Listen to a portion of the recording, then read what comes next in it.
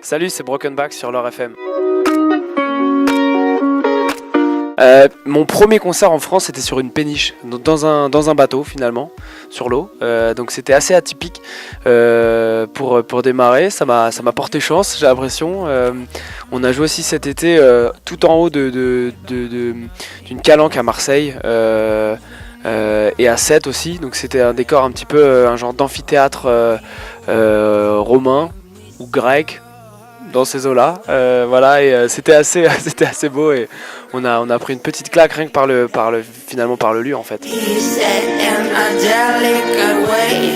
Ouais, évidemment, ça m'est arrivé plein de fois. Ouais. J'ai commencé mon entrée de scène à Bobital tu vois le moment où tu chutes pas, mais c'est la phase où tu tentes de pas chuter en fait. Et donc ça c'était mon entrée de scène. J'ai commencé par me prendre les pieds dans un câble vraiment au bord de la scène et j'ai passé toute mon intro comme ça et bonjour. Voilà, c'était assez ridicule.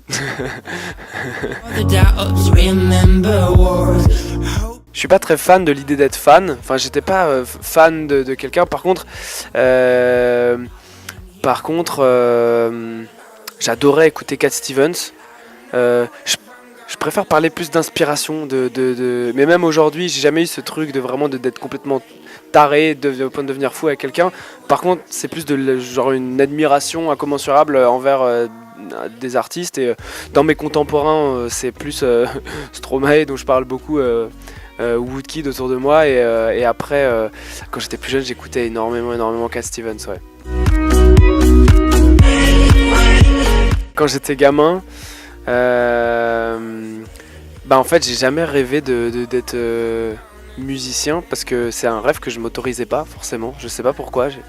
Je me disais pas que c'était possible. Je devais être un peu chiant comme gamin. J'étais très terre à terre et je me disais non, ça c'est pas le genre de musique que je pourrais faire. Et au final c'est assez marrant la vie parce que je me retrouve à pouvoir le faire et à profiter à 300% de tout ça. Un gros kiff musical, ce serait quand même de jouer avec un orchestre symphonique. Et notamment des cordes. J'aimerais beaucoup pouvoir réarranger certains morceaux de mon album, comme Got to Go par exemple, avec vraiment un orchestre à cordes. Ça, ce serait, je pense, le plus gros kiff artistiquement parlant, ce serait assez cool. J'aimerais beaucoup. Mambo No. 5 de Lou Bega.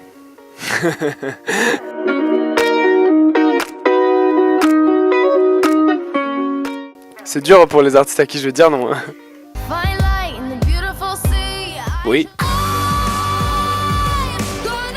Oui. Oui. Oui. Puisqu'on ne vivra jamais tous les deux. Non. Parce que j'aime bien Francis Cabrel, mais c'est pas le même esprit au niveau de l'écriture. Non, en tout cas pas en tant que Broken Back. C'est pareil pour les collaborations. Bah non du coup.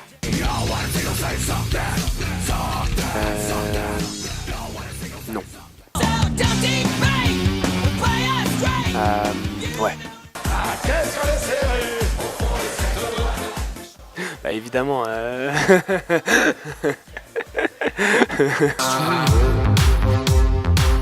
Ouais, grave.